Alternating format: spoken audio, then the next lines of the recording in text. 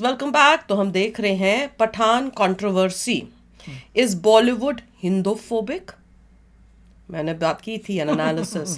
तो अगर आपने हमारी काफ़ी इस टॉपिक पे हमने वीडियोस की हुई हैं, और बहुत पहले ही जैसे ही वीडियो मूवी आई थी उसी टाइम मैंने जब देखी तो मैंने आपको बताया था उसमें कि हम मुझे क्या लगा था।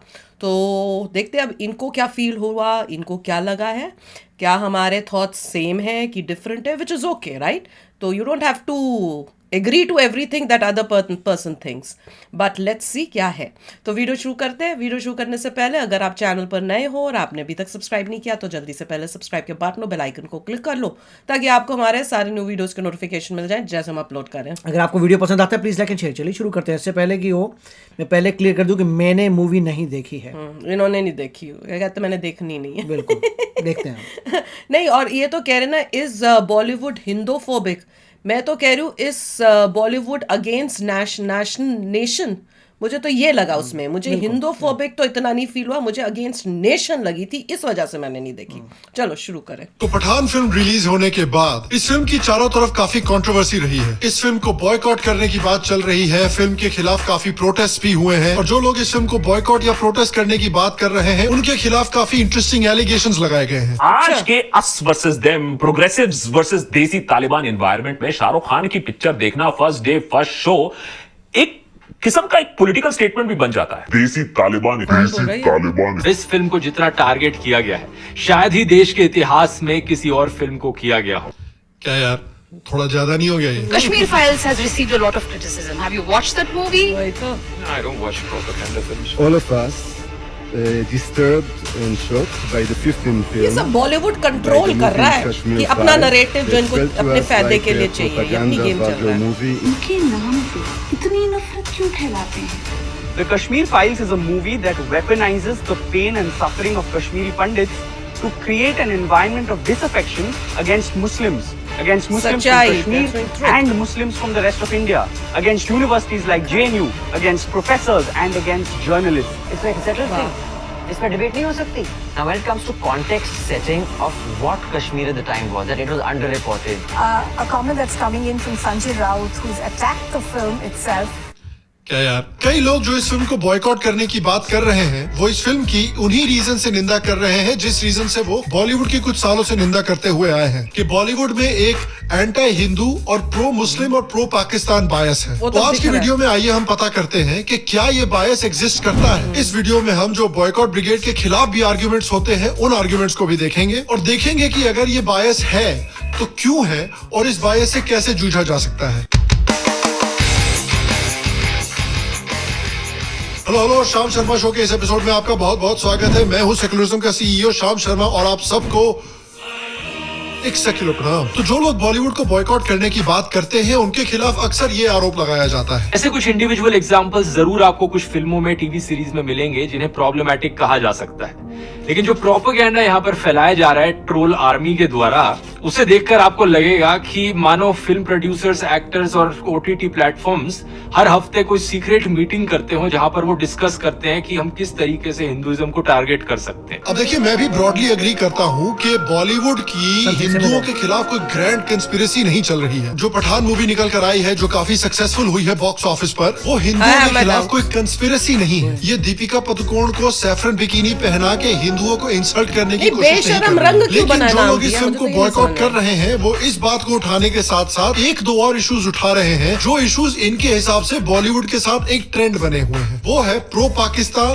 फॉर एग्जांपल, पठान की बेसिक स्टोरी ये है कि एक पाकिस्तानी जनरल है जो भारत पर अटैक करवाना चाहता है, और उस अटैक को करवाने के लिए वो एक प्राइवेट एजेंसी को हायर करता है जो एक एक्स रॉक ऑफिसर चलाता है। बताइए, इंडिया आउटसोर्सिंग में इतना अच्छा हो गया है कि पाकिस्तान अपना आतंकवाद भी इंडिया से आउटसोर्स करवा रहा है। तो बेसिकली इस एक्स रॉ एजेंट के इंडिया के ऊपर अटैक को रोकने के लिए इंडिया का रॉ और पाकिस्तान का आईएसआई साथ में मिलके भारत को बचाते हैं आतंकवाद से। बताइए, हिंदुत्व वाले हमेशा अखंड भारत की बात करते रहते हैं और बॉलीवुड को देख लीजिए, रॉ और आईएसआई को साथ में काम करवा रहा है। उन्होंने तो ऑलरेडी अखंड भारत का सपना पूरा करके रखा हुआ है।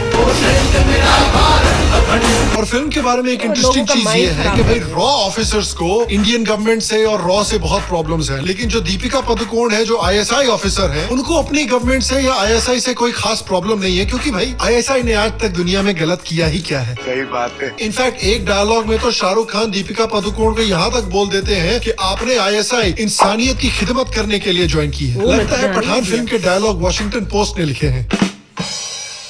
अब देखिए, ये मूवी ऑब्वियसली पूरा सपोर्ट नहीं दे रही है ISI को, लेकिन इस फिल्म में भी कुछ वैसे ही सटल ट्रेंड्स हैं, जिन ट्रेंड्स का आरोप बॉलीवुड के ऊपर लगाया गया है कि वो अक्सर पाकिस्तानियों को, पाकिस्तानी आर्मी को या ISI को बहुत ज्यादा बुरा नहीं दिखाना चाहते। ये ट्रेंड हमने और भी इंडियन स्पाई मूवीज में देखा है। हाल में ही एक था टाइगर और उसका सीक्वल निकल के आई थी, उसमें भी कटरीना कैफ एक ISI एजेंट का रोल प्ले करती है जो हिंदुस्तान की मदद करती है। उसके बाद राजी फिल्म में भी एक कंट्रोवर्सी हुई थी, क्योंकि राजी फिल्म हरिंदर सिक्का की एक किताब के ऊपर बेस्ड है और हरिंदर सिक्का ने राजी के डायरेक्टर मेघना गुलजार के ऊपर आरोप लगाया था कि उन्होंने जबरदस्ती फिल्म की स्टोरी चेंज करके फिल्म को प्रो पाकिस्तान बनाने की कोशिश की थी। फिल्म को पाकिस्तान विरोधी ना दिखाने के लिए मेघना गुलजार ने मूल पुस्तक कॉलिंग सहमत के क्लाइमैक्स के साथ बहुत बुरा खिलवाड़ देखा और भारतीय सेना की एक नकारात्मक छवि दिखाने का प्रयास किया। उसके बाद एजेंट रिनोट देख लीजिए, जिसमें करीना कपूर एक ISI एजेंट का रोल प्ले करती हैं, जो हिंदुस्तान को एक आतंकवादी अटैक से बचाती हैं। मैं तो सरप्राइज हूँ कि ISI ने अभी तक बॉलीवुड को डेफेमेशन नोटिस क्यों नहीं भेजा कि भैया जो काम हमने कभी किया ही नहीं है वो आप हमसे कैसे करवाते रहते हो हमेशा। और प्रो पाकिस्तान बायस अगर देखना है तो 83 फिल्म को देख लीजिए, जिसमें दिखाया जाता है कि इंडियन आर्मी और पाकिस्तानी आर्मी साथ में बैठ के वर्ल्ड कप एंजॉय कर रहे हैं। इनफैक्ट पाकिस्तानी आर्मी ने तो इंडियन आर्मी को अटैक करना बंद कर दिया ताकि इंडियन आर्मी शांति से मैच को देख सके। बाय द वे, ये वही पाकिस्तानी आर्मी है जिसने कारगिल युद्ध के समय पे कैप्टन सौरभ कालिया को कैप्चर करके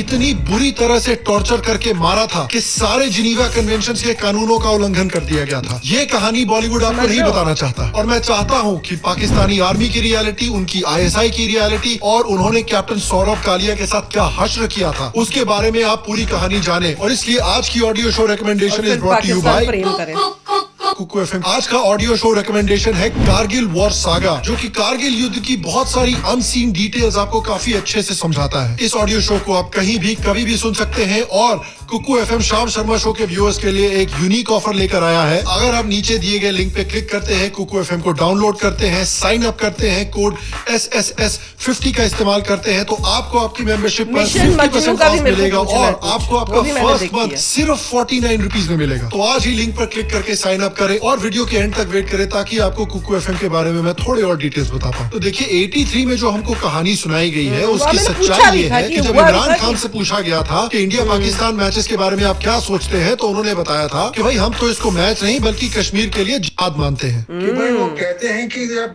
हिंदुस्तान के खिलाफ क्रिकेट का मैदान में है तो हम इसे क्रिकेट का मैदान नहीं जंग का मैदान समझते हैं। बॉलीवुड पाकिस्तान की सच्चाई को इतना छुपाना चाहता है कि मुझे सरप्राइज नहीं होगा अगर अगले कुछ सालों में धोनी की एक और बायोग्राफी निकल के आए, जिसमें धोनी को उनका helicopter shot actually Burhan Wani ने सिखाया था। कुछ साल पहले रिलीज हुई बजरंगी भाईजान को भी देख लीजिए, जिसमें कि पाकिस्तानियों को तो इतना प्यारा, इतना अच्छा, इतने बड़े दिल वाला दिखाया गया है कि मुझे समझ में नहीं आता कि पाकिस्तान के हिंदू, क्रिश्चियन और सिख भाग भाग के इंडिया में आके कैंपों में क्यों रह रहे हैं। बड़े दिल वाले पाकिस्तानियों के साथ क्यों नहीं रहना चाहते। हाल में ही रिलीज हुई हिंदू की जवानी फिल्म में जब हिंदुस्तानी लड़की पाकिस्तानी लड़के से कहती है कि भाई पता नहीं इंडियन पाकिस्तानी के बीच में शादी होनी चाहिए कि नहीं, तो पाकिस्तानी एक इंडियन को रिलीजियस इंटॉलरेंस पे ज्ञान फैलता है। ये सब क्या देखना पड़ रहा है। तो एक तरफ तो हुआ थोड़ा सा pro Pakistani army, Pakistani ISI का बायस, और दूसरी तरफ हुआ एंटी इंडियन आर्मी का बायस, जहाँ पर मैं हूं ना का मेन विलन था राघवन, जो कि एक एक्स आर्मी का मेंबर है और एक हिंदू एक्सट्रीमिस्ट है। शौर्य का जो मेन विलन है मेजर, वो भी एक हिंदू एक्सट्रीमिस्ट है जो मुसलमानों से नफरत करता है। एक एक दीमक को निकाल निकाल के मारूंगा मैं। हैदर मूवी को भी पूरी तरह से वन साइडेड तरीके से दिखाया गया है कि सिर्फ और सिर्फ आर्मी खराब है जो बेचारे कश्मीरियों पर अत्याचार कर रही है। जिंदा है, बाकी 2 मिलिटेंट मारे गए, रेनफोर्समेंट भेज दे। No bloody militant dead or alive is worth my soldier's life. और उसके बाद आता है जो सबसे बड़े ट्रेंड का आरोप लगाया गया है बॉलीवुड के ऊपर कि बॉलीवुड हिंदूज को नेगेटिवली स्टेरियोटाइप करता है और मुस्लिम्स को पॉजिटिवली स्टेरियोटाइप करता है। ये स्टेरियोटाइप काफी सालों से चला आ रहा है बॉलीवुड में, जहाँ पर कि हिंदुओं को, हिंदू पंडित वगैरह को दिखाया जाता है कि वो बहुत कपटी होते हैं, लोगों का सिर्फ फायदा उठाने की कोशिश करते हैं। ब्राह्मण्स को, बनियास को, सेठ जी टाइप के लोगों को सिर्फ बुरा दिखाया जाता है। ये सब लालची है, बस गरीबों का अत्याचार और शोषण करना चाहते हैं। लक्ष्मी माता लाख करोड़ बना दे, लक्ष्मी माता। ऐसा कोई हो ही नहीं सकता भगवान का ऐसे भक्त और ये मेरी तिजोरी में भर दे माता, मत भरना मां। एक और ट्रेंड ये है कि ज्यादातर हिंदू ट्रेडिशंस को, हिंदू देवी देवताओं को, हिंदू साधुस को ज्ञान पेला जाता है। जो लोग बॉयकॉट ब्रिगेड के खिलाफ हैं, वो कहते हैं यार कि पुरानी फिल्मों का इस्तेमाल करके आप बायस का ट्रेंड दिखाने की कोशिश क्यों कर रहे हो। और अब तो ऐसे ट्विटर अकाउंट्स भी आ गए हैं जो पुरानी फिल्मों से क्लिप्स काट कर शेयर कर रहे हैं और कह रहे हैं कि ये जो 10-20 साल पहले आपने फिल्म देखी थी ना, ये भी एंटी हिंदू थी। मजाक नहीं कर रहा। 1980s की फिल्मों को उठाकर अब उन्हें एंटी हिंदू का टैग दिया जा रहा है। अच्छा ठीक है, तो नई फिल्में दिखा देते हैं। दिखा रहे ना गुरु, मैं राक्षस नहीं हूँ, मैं तो अवतार हूँ। और किसी और रिलीजन का कभी दिखाना नहीं है, उनको दिखा देना बड़ा अच्छा। तो वो बात तो है ना, अगर ऐसी बात कर रहे हो सच्चाई दिखाओ। मैं नहीं कह रहा, गीता में श्री कृष्ण ने कहा है। मंदिर में फूल चढ़ाने गए तो ये एहसास हुआ। ओ ये अभी नई आई थी, थैंक गॉड। ये भी मैं देखे हैरान थी, क्या मूवी बनाई है। कर रहे हो, पत्थर को खुश करने के लिए देखा, फूलों का कत्ल कर रहे हो। मेरे छोटे छोटे बच्चे मंदिर में पत्थरों को खुश करने के लिए फूलों का। इतने छोटे भी नहीं है, अकेले रह सकते हैं घर में। आप अपना रिमोट दिलाई दो। ये मुझे बहुत गंदा लगा था सीन कि तुमने शिव जी को बाथरूम में और ये सब बनते हुए क्यों दिखाया। भगवान का ये भी बड़ा गंदा सीन था, मजाक बनाया, मजाक।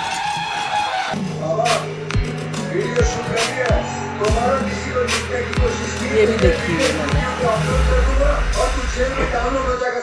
ये राम जी के फॉलोअर दिन भर दिन सोशल मीडिया में बढ़ते ही जा रहे हैं। मुझे लगता है हमें भी कोई नई सोशल मीडिया स्ट्रेटेजी बना लेनी चाहिए। आजादी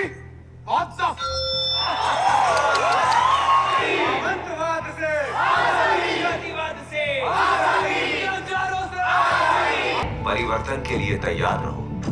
जय आर्यवत। मेरा सौभाग्य है कि मैंने इस धरती पे जन्म लिया।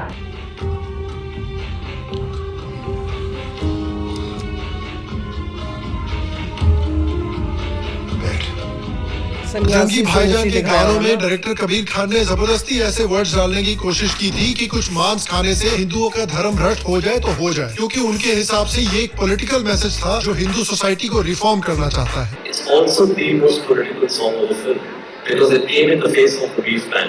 So that's the way you slip into politics. तो I think it's safe to say कि एक ट्रेंड है कि ज्यादातर रिफॉर्म की जो बातें होती हैं बॉलीवुड से, वो हिंदुइज्म की तरह होती हैं। और जितना हिंदूज को, उनके देवी देवताओं को, उनके साधु और बाबास को क्रिटिसाइज किया जाता है, उतना इस्लाम के भगवान को, इस्लाम के पैगंबर साहब को या उनके इमाम वगैरह को लेक्चर नहीं किया जाता। दूसरी बात, वीडियो में ध्रुव जी बोलते हैं कि भाई बॉयकॉट ब्रिगेड वाले इतना नाराज क्यों हो रहे हैं। भाई सारी मूवीज में तो जो हीरोज होते हैं वो अपर कास्ट हिंदूज ही होते हैं। आपने नोटिस किया है कि ज्यादातर बॉलीवुड फिल्मों के हीरोज हमेशा अपर कास्ट हिंदू लोग होते हैं। उनके सरनेम्स अक्सर आपको दिखेंगे शर्मा, त्रिवेदी, मिश्रा, शुक्ला, दुबे, पांडे, वर्मा, खन्ना, कपूर, मल्होत्रा। अब देखिए ये बात सही है और इस बात को एक्सेप्ट करने में किसी को कोई प्रॉब्लम नहीं होनी चाहिए, लेकिन अगर हम इस बात को एक्सेप्ट कर सकते हैं आराम से, तो हमें इस बात को भी आराम से एक्सेप्ट करना चाहिए कि बॉलीवुड में जो ज्यादातर मुस्लिम कैरेक्टर्स होते हैं और जो ज्यादातर मुस्लिम एक्टर्स भी हैं बॉलीवुड में, उनमें से वास्ट मेजोरिटी अपर कास्ट अशराफ मुस्लिम है, जो कि इंडिया की मुस्लिम पॉपुलेशन के सिर्फ 10 to 15% है। और बॉलीवुड में बहुत ही कम पसमंदा मुस्लिम कैरेक्टर्स हैं या पसमंदा मुस्लिम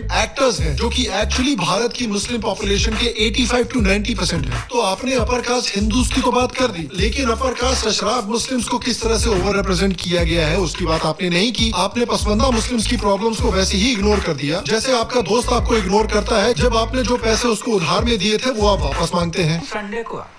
संडे को मस्त ना दो क्या। बॉलीवुड और बॉलीवुड के सपोर्टर्स इस्लाम और मुस्लिम सोसाइटीज में जो इश्यूज हैं उसको उतने आराम से हैंडल नहीं करते जितने आराम से हिंदू इश्यूज को हैंडल करते हैं। वेबसाइट्स हमें बताती हैं कि उर्दू कल्चर जो है वो हिंदी कल्चर से कहीं ज्यादा बेहतर है। उर्दू और मुस्लिम कल्चर को हिंदी और हिंदू कल्चर से बेहतर माना जाता है। रॉक स्टार और बजरंगी भाईजान जैसी फिल्मों में जो हमारा हीरो है, उसकी लाइफ में जब बहुत बड़ी प्रॉब्लम आती है तो वो मंदिर नहीं जाता, वो दरगाह में जाता है, सूफी कव्वाली सुनता है, फिर उसका दिल खुश होता है। लेकिन ऐसी फिल्में नहीं बनाई जाती जहां पर एक अपर कास्ट अशराफ मुस्लिम जब उसकी लाइफ में कुछ बहुत बड़ी प्रॉब्लम आती है तो वो मस्जिद नहीं जाता, दरगाह नहीं जाता, बल्कि भगवान राम के मंदिर में या भगवान शिव के मंदिर में जाके हाथ जोड़ता है और भगवान से प्रार्थना करता है।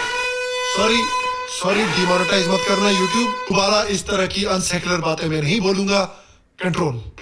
control over that. तो देखिए at the end of the day मैं ये मानता हूँ कि कोई ग्रैंड कंस्पिरेसी नहीं चल रही है हिंदुओं के खिलाफ बॉलीवुड से, लेकिन बॉलीवुड के साथ प्रॉब्लम ये है कि बॉलीवुड में कई ऐसे लोग हैं इन्फ्लुएंशियल पोजीशंस में जो मूवीज बनाते हैं, स्क्रिप्ट्स लिखते हैं, मूवीज प्रोड्यूस करते हैं, जिनकी एक स्पेसिफिक आइडियोलॉजी है इंडिया के बारे में। मतलब से कोई लेना देना नहीं होता। मतलब से नहीं होता।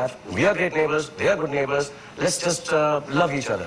She did not want the villain of the film to be Muslim. She chose Khan as the name of the antagonist's right-hand man who realizes he was being misled all along and ends up choosing his country over terrorism. My dear, you're talking to a filmmaker who's directed a film called My Name is Khan.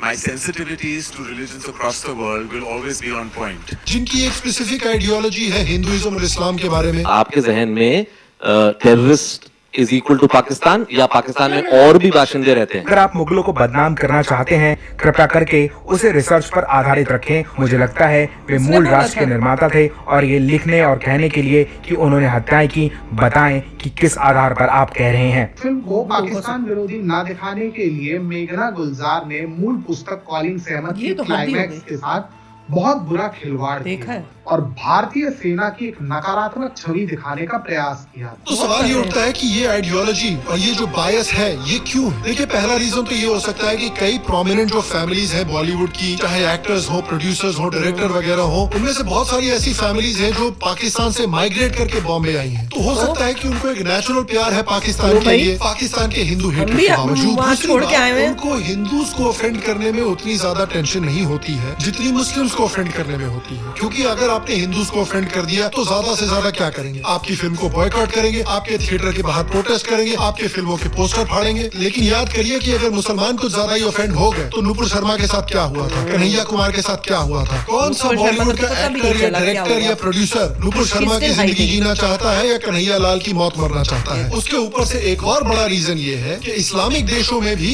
Bollywood का एक market है। In fact Pakistan की जो 20 सबसे बड़ी पाकिस्तान और ये area है, मिडिल ईस्टर्न एरिया है और कई दूसरे ओवरसीज मार्केट जहाँ पर बड़ी मुस्लिम पॉपुलेशन है, वो भी बॉलीवुड के लिए एक बड़ा मार्केट उभर कर आ रही है। इस तरह की चीजें बॉलीवुड के लोगों ने खुद एक्नॉलेज की है। तो सैफ हमेशा पाकिस्तान पे फिल्में कर रहे हैं तो इनके रिलेटिव्स का क्या रिएक्शन होता है, मैं ये जानना चाह रही हूँ। No, I'm telling you, any of my relatives, I spoke to actually one relative recently and he said that he doesn't like films that are bashing Pakistan, you know. और इसलिए हो सकता है कि प्रो पाकिस्तान प्रो मुस्लिम messages रहते हो बॉलीवुड फिल्मों में ताकि ये मार्केट ना खो दे हम। लेकिन देखिए मैं एक चीज ये भी बोलना चाहता हूँ ये वीडियो खत्म करने से पहले कि ये जो बायस का ट्रेंड है this is not the entire story. क्योंकि धीरे धीरे अगर आप नोटिस करेंगे कि पिछले 10-12 सालों में बॉलीवुड में कुछ बड़े चेंजेस आए हैं। बॉलीवुड से भी उरी जैसी फिल्में निकल कर आई हैं। अपनी बात कर उरो को हमारा सलाम बोलना। बेबी जैसी फिल्में निकल कर आई हैं जिसमें क्लियरली हाफिज सईद को आतंकवादी की तरह दिखाया गया है। सूर्यवंशम जैसी फिल्में निकल कर आई हैं जिनके ऊपर अटैक किया गया है कि वो एंटी मुस्लिम फिल्में हैं। और तान्हाजी, सम्राट, पृथ्वीराज, पद्मावत जैसी फिल्में निकल कर आई हैं जिसमें कि इस्लामिक इन्वेडर्स की जो सच्चाई है उसको क्लियरली दिखाया गया है। उसके ऊपर से कश्मीर फाइल्स जैसी फिल्म सुपर डुपर हिट हुई है इंडिया में। और ये इसलिए हो रहा है क्योंकि पिछले कुछ सालों में बॉलीवुड की ऑडियंस भी इवॉल्व कर रही है। जिस तरह भारत के लोगों के वोटिंग पैटर्न पिछले 10 सालों में चेंज हुए हैं और हिंदुत्व की तरफ लीन कर रहे हैं, उसी तरह से भारत की जो मूवी वॉचिंग ऑडियंस है उसको भी डिफरेंट तरह की फिल्में चाहिए। वो भी जो एक हिंदू की स्टीरियोटाइपिंग की जाती है, मुस्लिम की स्टीरियोटाइपिंग की जाती है, जो प्रो पाकिस्तान मैसेजेस रहते हैं उससे थोड़ा पक चुके हैं। डिफरेंट टाइप्स की फिल्में देखना चाहते हैं जो उनकी कल्चरल सेंसिबिलिटी से और मेल खाती हैं। इसलिए आप देखिए कि जो रीजनल फिल्में हैं, तेलुगु हो, कन्नड़ा फिल्में हो, वो आजकल बॉलीवुड की फिल्मों को टक्कर दे रही हैं, उनको पीछे छोड़ रही हैं। इनफैक्ट बॉलीवुड की जो मेन स्ट्रीम ऑडियंस है उस मेन स्ट्रीम ऑडियंस को कैप्चर कर रही हैं। लेकिन जैसा कि मैंने कहा कि इस ट्रेंड को देखकर बॉलीवुड भी इवॉल्व कर रहा है धीरे धीरे। क्योंकि देखिए बॉलीवुड में आइडियोलॉजी कितनी भी मैटर करती हो लेकिन at the end of the day पैसा सबसे ज्यादा मैटर करता है। और बॉलीवुड से यार मैं कोई नफरत थोड़ी करता हूँ, बॉलीवुड की कई फिल्में मुझे बहुत पसंद है। ये लोग कौन थे सर जो चले गए? पूछ क्या? और मैं मानता हूँ कि बॉलीवुड आज भी यार अच्छी फिल्में डिलीवर कर सकता है। क्योंकि at the end of the day मुझको और बहुत सारे बॉलीवुड की ऑडियंस को मसाला फिल्में पसंद है, जिसको RRR ने कैप्चर किया है, जिसको अपेरेंटली पठान ने भी कैप्चर किया है कि आपने action, romance, drama, comedy, star power सारी चीजें मिक्स करके एक भेलपूरी बना के ऑडियंस को सर्व किया है, जिस भेलपूरी को ऑडियंस बहुत एंजॉय करती है। हमें देखिए कल्चर से तो प्यार है लेकिन उसके साथ साथ हमें टाइम पास फिल्मों से भी प्यार है। तो मैं मानता हूँ कि बॉलीवुड में भी एक बॉयकॉट मूवमेंट्स की वजह से या फिर ऑडियंस का टेस्ट चेंज चेंज होने की वजह से एक धीरे धीरे एवोल्यूशन हो रहा है। तो मैं चाहता हूँ कि बॉलीवुड का जो बायस है उसको कम करने के लिए और बॉलीवुड की एवोल्यूशन करने के लिए हम एक चीज हमेशा कर सकते हैं कि जब भी ऐसी फिल्में आए जो हमारे कल्चर से जुड़ी हुई हैं, जो हमारे कल्चर को फालतू का ज्ञान नहीं दे रही हैं, उस तरह की फिल्मों को सपोर्ट कीजिए। तो बॉलीवुड को भी मैसेज जाएगा कि भाई ऑडियंस क्या सोच रही है और ऑडियंस किस तरह की फिल्में देखना चाहती है। और फाइनली गाइस, इस वीडियो को देखने के बाद नीचे दिए गए कुकू एफएम के लिंक पर क्लिक करके जरूर साइन अप करें और शाम शर्मा शो के कोड का इस्तेमाल करके अपनी मेंबरशिप पर भी 50% ऑफ पाएं। ऑडियो बुक मुझे ऐसे भी बहुत पसंद है क्योंकि विक्रम संपत की जो किताब है सावरकर पर, वो मैंने ऑडियो बुक पर ही सुनी है और कुकू एफएम पर मैंने सावरकर की हाल में ही एक और बायोग्राफी सुनी है, जिससे कि वीर सावरकर के चारों तरफ जो कुछ झूठ, जो कुछ मिथ्स फैले हुए थे वो भी डिस्पेल हो गए। और ऑडियो बुक्स का फायदा कितना है यार, हार्ड कॉपीज आप खरीदोगे किताबों के तो इतने हजारों रुपए खर्च हो जाएंगे, जबकि कुकू एफएम के थ्रू 10,000 ऑडियो बुक्स आपको सिर्फ 2 रुपीज में मिल सकती है। तो जरूर कुकू एफएम को चेकआउट करें। अगर आप शाम शर्मा शो का मर्च स्टोर चेकआउट करना चाहते हैं तो नीचे मर्च स्टोर के लिंक पर क्लिक करके शाम शर्मा शो के लेटेस्ट मर्च डिजाइन चेकआउट करें। अगर आप शाम शर्मा शो का मक क्लब ज्वाइन करना चाहते हैं तो नीचे पेट्रियन के लिंक पर क्लिक करके शाम शर्मा शो का मक क्लब भी ज्वाइन करें। बाकी मैं आपसे अगले एपिसोड में मिलूंगा, तब तक स्वस्थ रहें, सुखी रहें, फिर मिलेंगे। और आप सबको एक सेकंड। तो भाई मैंने तो आपको पहले ही बताया था कि मुझे तो बहुत बुरा लगा था कि तुमने रॉ का एजेंट दिखा दिया जिसके अंदर इतनी हेट्रेड भरी हुई है इंडिया के लिए कि वो पाकिस्तान उसको फंड करता है या उसको हायर करता है और वो इंडिया को तबाह करने की कोशिश में लगा हुआ है। और वहाँ दिखा दिया एक पठान है जो सबसे बड़ा देशभक्त बन गया और आईएसआई एजेंट के साथ वो भाई इंडिया को बचाने निकला है। और वो जो डायलॉग बोले थे कि शाहरुख खान ने बोला, वो तो मुझे दिमाग में नहीं, या तो मैंने उस टाइम सुना नहीं या क्या बात है। अगर मुझे पता तो उसने ऐसा कोई डायलॉग बोला है तो मैं तो उसी टाइम मूवी भी बंद कर देती, सच बता रही हूँ।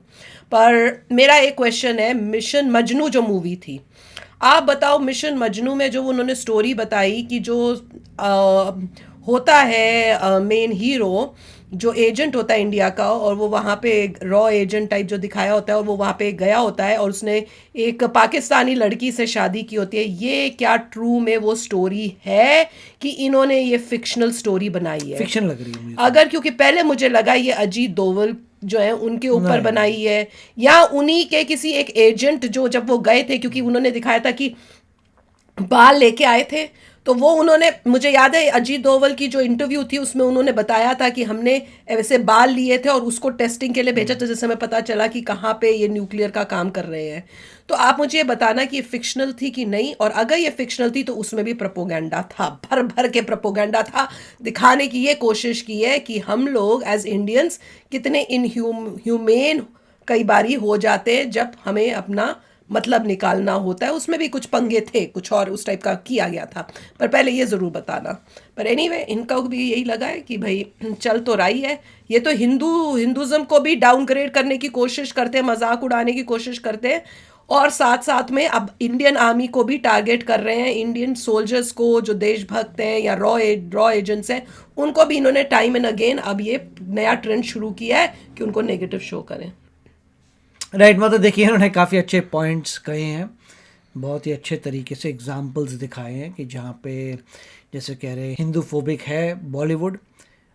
लोगों ने कहा कि पुरानी मूवीज़ में होता था, इन्होंने नई भी दिखा दी, तो उन्होंने नई दिखा दी, पुरानी दिखा दिया। देखो भैया हिंदू फोबिकगिरी जो है पूरे बॉलीवुड में है, इसकी वजह से साउथ इंडिया की मूवीज़ चल रही हैं, इसकी वजह से चेंज आएगा।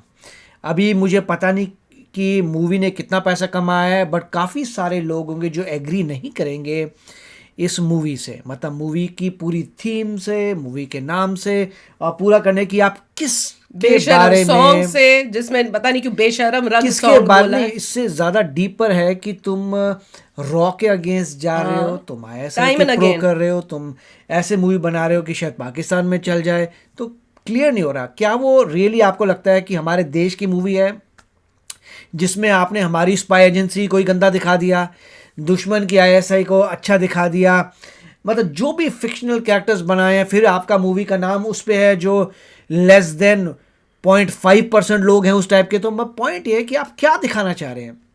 हिस्ट्री पूरी भरी हुई है ग्रेटनेस से, ब्रेवरी से, एक से बढ़कर एक जगह पे ग्रेटनेस है, उनके बारे में कोई कौन बात करेगा। एग्जैक्टली इसीलिए मेरे को लग रहा है कि ऐसा ही है, और आई होप कि लोग जो हैं सोच समझ के चीज़ों को देखें, थोड़े प्रिंसिपल से देखें, और अगर प्रिंसिपल्स अपने अप्लाई करके देखेंगे तो उनके टेस्ट की वजह से बॉलीवुड ठीक हो जाएगा। बिल्कुल, बॉलीवुड को ठीक करने का फर्ज हमारे ऊपर ही, अगर नहीं करेंगे वो जैसे बना रहा है बनाता रहेगा। एक मैसेज तो उनके पास जाना चाहिए कि इस टाइप की बनाओगे तो कंट्री उसको एक्सेप्ट नहीं करेगी, उस मूवी को हम रिजेक्ट कर देंगे।